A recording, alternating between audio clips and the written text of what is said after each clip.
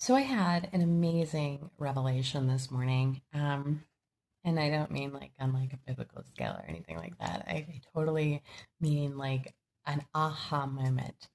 Um, I have been like pretty much obsessed with words, etymology, the connotation, the slight nuances. As a matter of fact, um, I used to get in trouble a lot because I would be technical on words, and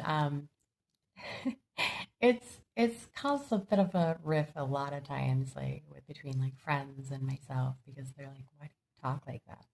Um, and I realized I was talking to my very dear friend this morning, like I do every morning, and I realized why. So I have spoken before about the twisting of words, and it's something that we don't even recognize on a conscious level. Okay. In our culture, we have a saying about a person who's manipulative. We call them a silver tongued devil. Now, this is someone that's like sly and slick. And usually, when you're speaking about a silver tongued devil, you see the greasy guy coming from a mile away, right?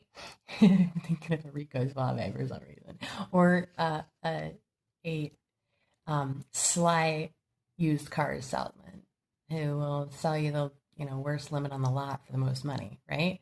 So, but this isn't necessarily always the way that they present themselves. Someone who's actually really, really good at manipulation, you don't even recognize it on a conscious level because we're not taught these kinds of things about words. This is something I studied on my own. This is something that I found interest in from a very young age. And then when I went in and started learning language, it became even more obvious to me. And it is all about the sly slickness that we need to pay attention to. So, particularly, the words that came to my mind was the difference between sovereign and authority. Okay, so I was speaking specifically about texts that I will not go into right now. But in one text, or in one case, it is I am sovereign. The other is I have authority.